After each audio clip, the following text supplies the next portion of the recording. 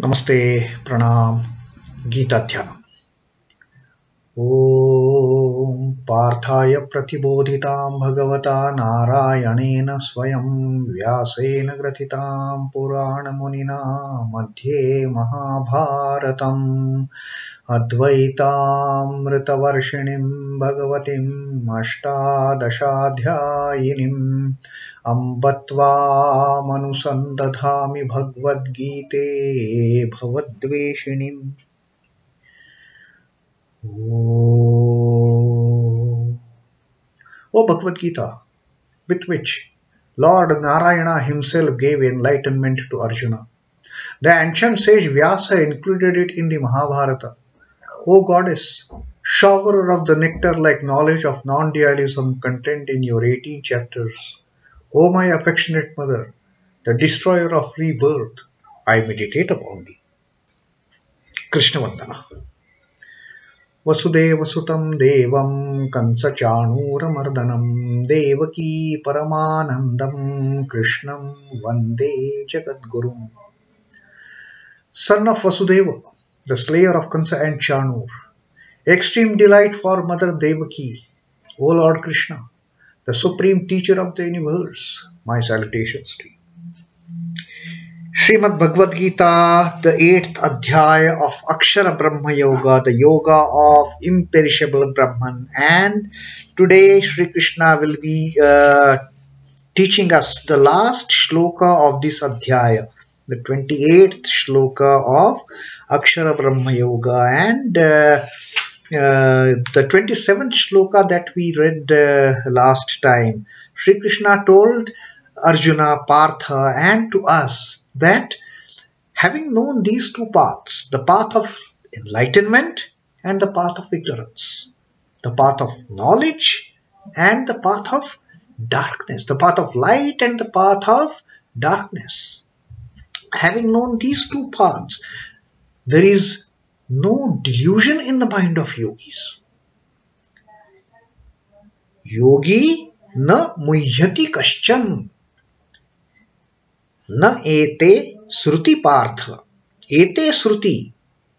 Janan. Having known these two paths, O Partha, the yogi na muhyati kaschan. There is no delusion in the mind of yogis. The yogis never get deluded, having known which path to tread, which path to choose, so that at the time of last moment, when the Jivatma is about to leave the body, he can tread that path of enlightenment and merge with the Brahman, never to come back again.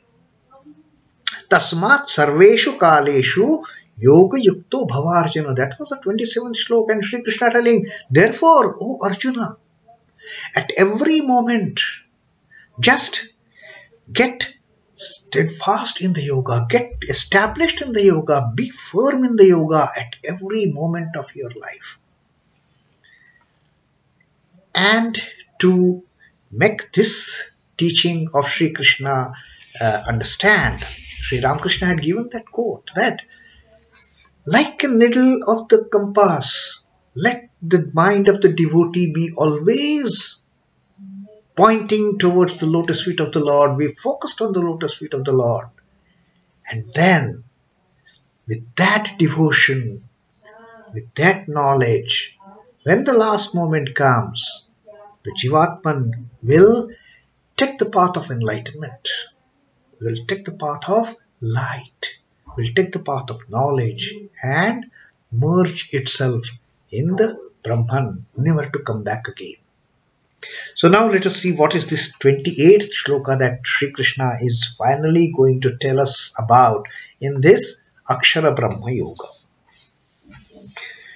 Vedeṣhu yajñeṣhu tapaḥsu chaiva dāneṣhu yat puṇya-phalaṁ pradiṣhṭam atyeti tat sarvam idaṁ viditvā yogi paraṁ sthānam upaiti chādyam. Vedeṣhu yajñeṣhu tapaḥsu chaiva. Veda, yajña, tapasa. All these practices, studying Vedas, performing sacrifices, performing austerities, sadhana, tapas, and also chaiva, dāneṣhu, the charities, giving gifts, offerings. Yat puṇya-phalaṁ pradiṣhṭam, yat puṇya-phalaṁ, whatever good fruits, good fruits one can obtain through all these kind of holy and pious activities. What are these activities? Studying the Vedas. Then yajñeṣhu, yajña, performing sacrifices, performing austerities and tapas, giving alms in charity, dāna.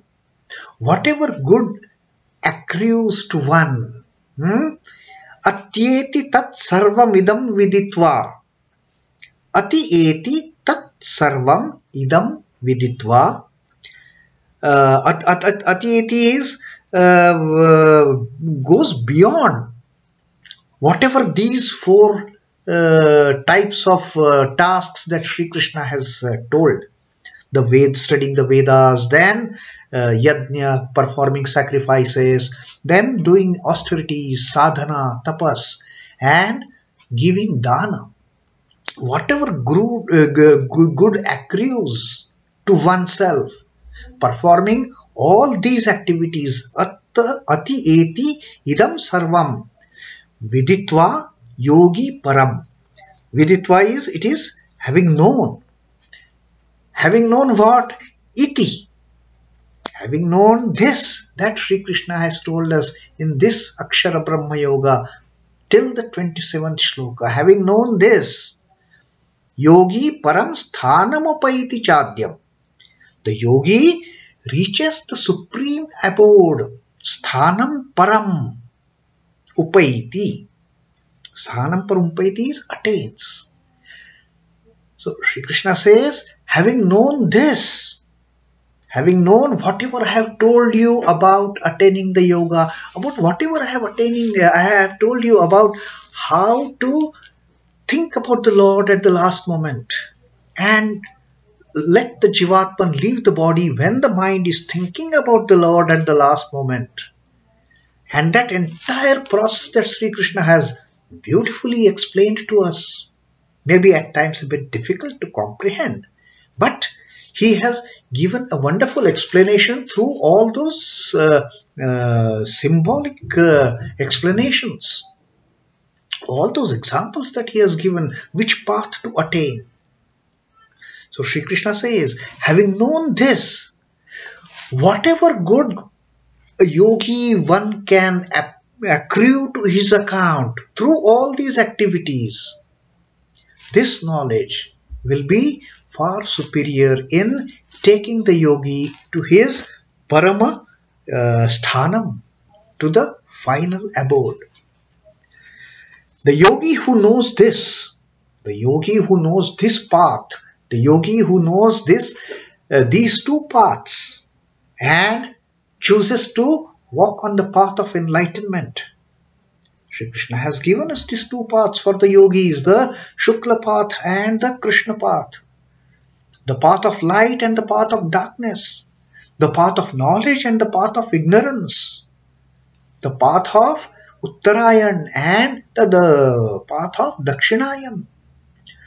So one who knows these two paths and decides to take the path of knowledge, decides to take the path of enlightenment, the yogi who knows this, the fruits of meritorious deeds attached to all other holy acts, like study of Vedas, sacrifices, austerities, giving alms and gifts.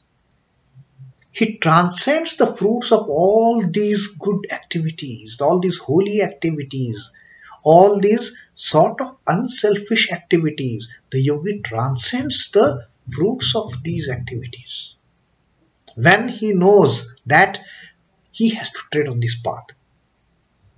Whatever one may get in return for doing good.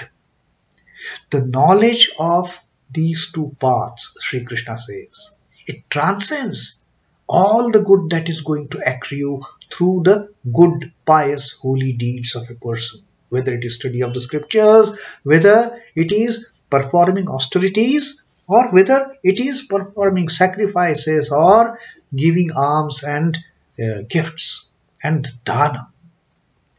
So, what one gets out of knowledge of these two paths is far superior. And then Sri Krishna says, and with this, the yogi attains to the supreme premival abode, the paraṁ sthānam, the premival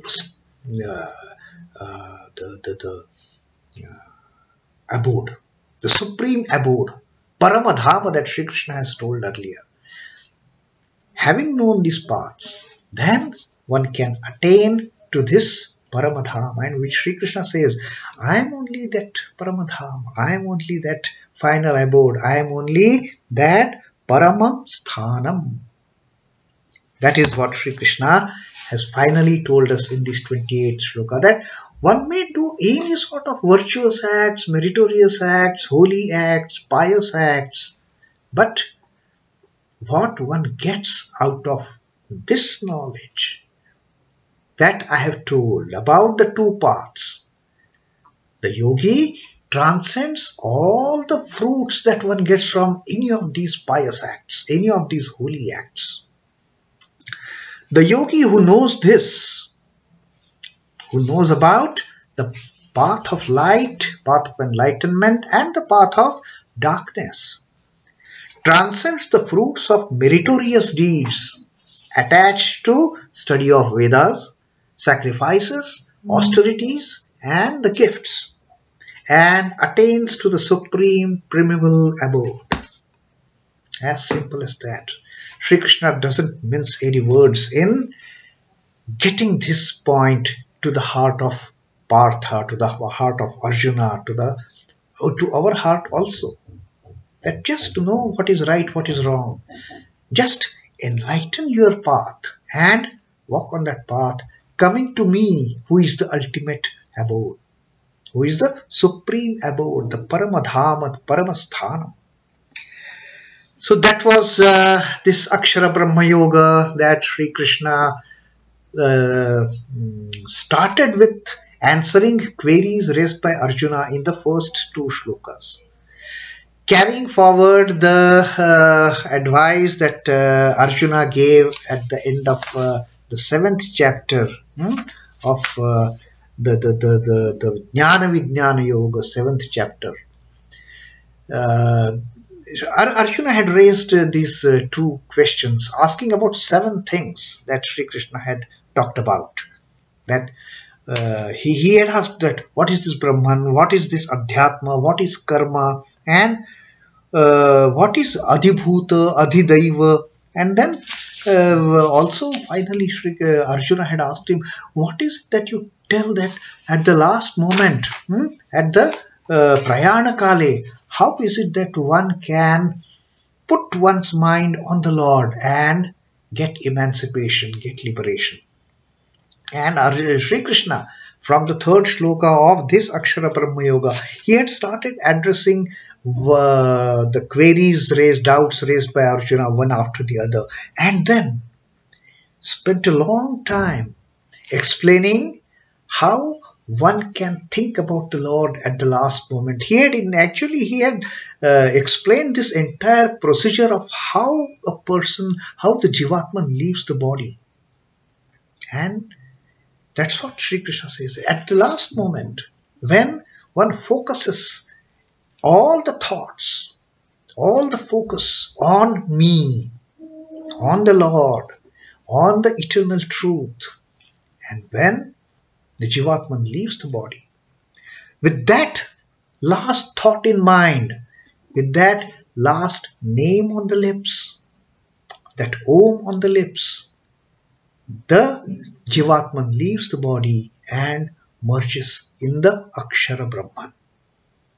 And then Sri Krishna had told a lot about how different phases one has to undergo. If one fails to bring this particular focus on the lotus feet of the Lord at the last moment, then what happens? Sri Krishna says they will attain to different lokas. They will stay there for n number of years, but again they will come back. And to explain this particular happening of staying in different lokas and then again coming back, he had given us that example of staying in the Brahmaloka. Brahmaloka, which is in the hierarchy of celestial planes, it is the topmost. In fact, having attained Brahmaloka, one can easily get liberation, one can easily get mukti, nirvana. But even that doesn't happen in all the cases, Sri Krishna says. And the time frame of that Brahmaloka is huge. Like it was, we had talked about that 4.32 billion years of day and 4.32 billion years of night. So 8.64 billion years is the one day of Brahman where the Jivatman has to stay there. And as the day progresses, has to again get embodied and live the life. As the night progresses, again become unmanifest. But that unmanifest is different from the unmanifest. That is what Sri Krishna told us. And then Sri Krishna took us along the different paths. The path of light, enlightenment, and the path of darkness, ignorance, which lead to yogis to come back and not to come back. The path of enlightenment doesn't, having taken the path of enlightenment, the Jivatman doesn't have to come back again, get embodied, dwell this life of misery and sorrow and the dukkha. That is the liberation once for all. But the path of darkness, the path of ignorance, the Jivatman of the yogi has to again get embodied, has again undergo this phase of life and death and the life and death till that stage comes. And Sri Krishna finally told us that these two are the eternal paths. The path of enlightenment and the path of ignorance. These two are the eternal paths. One who knows these two paths has attained to everything in this life.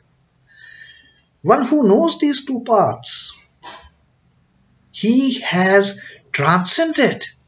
That yogi has transcended all the meritorious fruits that he would get out of the other holy activities. This is what Sri Krishna told us in this ultimate shloka of the Akshar Brahma Yoga. Whatever good is accrued to him, whatever good one can get out of these holy acts of studying the Vedas, of performing austerities, of performing sacrifices, of performing charities and alms and giving away gifts with unselfish motive. All these unselfish acts, they get us some good fruit in return, isn't it? So Sri Krishna says, one who knows these two paths, he transcends even the fruits of all these meritorious acts done through unselfish manner. So, know these two paths and tread the path of enlightenment and come to me. So that was Sri Krishna's teaching. The chapter commenced with 7 questions raised by Arjuna, and the Lord has answered all of them in order. He who understands the explanation understands Akshara Brahma. Now Sri Krishna, in this adhyaya, he has told us this nature of the Brahman. It is imperishable. Because having attained to that, there is no coming back. There is not getting trapped into the repeated cycles of birth, sustenance and destruction. There is no change at all. There is no mutation. There is no variation. It is Akshar, it is imperishable. The regular chanting of the Vedas, the correct performance of ritualistic yajñas, the ardent doing of austerities, and reverent payment of alms and gifts are all meritorious acts conducive to attainment of Swarga or heaven. So what Sri Krishna says, basically, the second path that Sri Krishna has talked about, all these acts, they can take us to the second path. These acts cannot take us to the path of enlightenment. This can take us to the second path of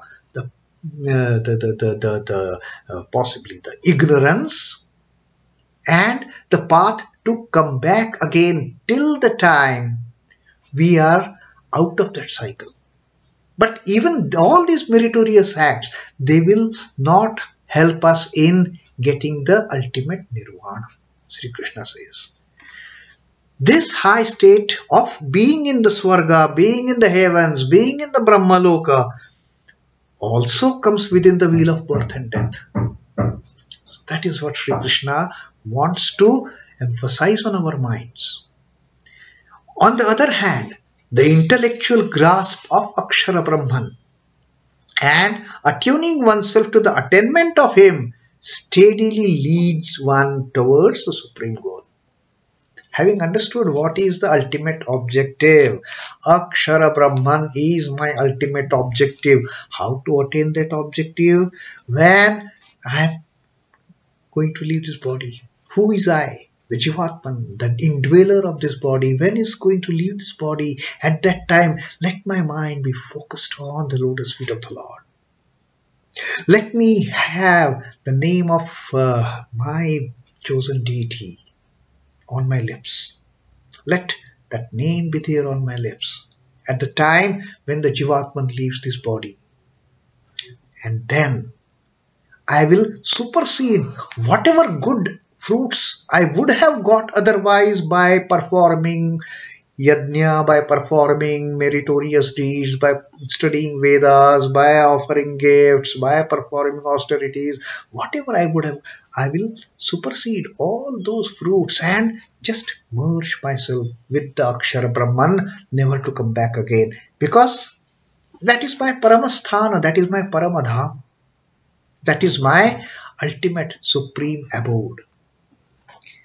That is the supreme goal. Blessed is the yogi who that wends his way towards this premival abode. Indeed, those yogis are the really blessed ones who take up this path of enlightenment and become one, get merged in the Brahman, not to come back again. Let us strive to be that yogi. That was the Akshara Brahma Yoga. Iti Srimad Bhagavad Gita Upanishatsu Brahma Vidyayam Yoga Shastre Sri Krishna Arjuna Samvade Akshara Brahma Yogo Nama Ashtamo Dhyaya. In the Upanishad of the Bhagavad Gita, the knowledge of Brahman, the supreme, the science of yoga, and the dialogue between Sri Krishna and Arjuna, this is the 8th discourse designated as the yoga of the imperishable Brahman.